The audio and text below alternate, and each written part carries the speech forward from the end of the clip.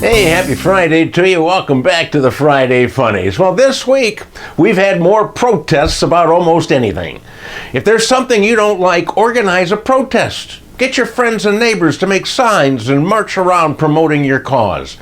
None of these protests ever do any good, but they gave me an idea. As a baby boomer, I'm fed up with reminders that the end is near. This week I received 2 notices for free lunches. One came from a local funeral home and the other from the Neptune Society, the largest cremation service. They're going to feed me and tell me about dying, which makes me wonder, what did they put in the food? I don't want to eat anything prepared by somebody whose only interest in me is my passing. Just common sense. So I'm going to form a protest against these kind of meals. I even have the chant worked out. 2, 3, 4, 5, bugger off, we're still alive. Watch for us on the news. Right now you can start chanting, little rabbits are called bunnies. All we want is the Friday Funnies.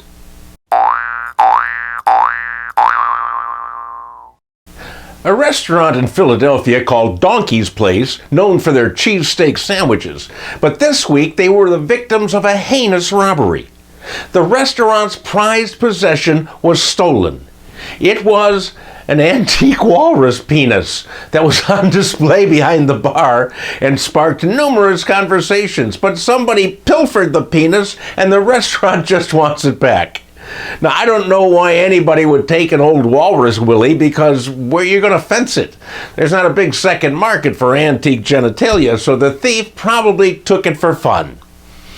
What a dick.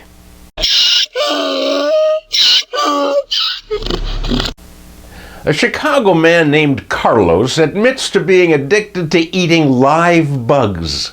He eats over 100 mealworms and roaches every day and says they taste like buttered popcorn.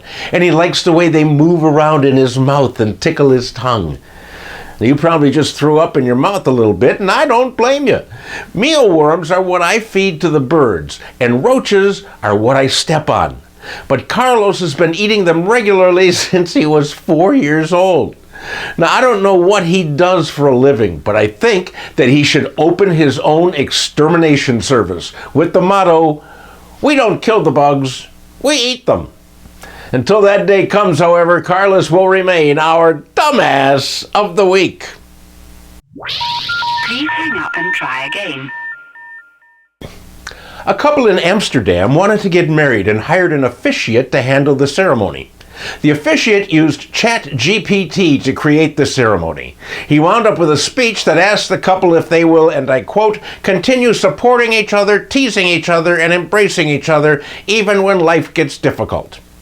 Nice sentiment, but not a real vow, according to the government. A judge determined that they did not actually swear to fulfill their marriage duties, which is required under Dutch law, and so the marriage was annulled. Let this be a lesson to all of us. Don't use artificial intelligence to help you writing important things, especially marriage vows and obituaries. That's it for another week, my friends. Thanks for joining me. Please pass these along to others so we can all get a good laugh in the middle of winter. And listen to my podcast, Another Day Above Ground. Always a good laugh. Thanks for watching, and see you next week.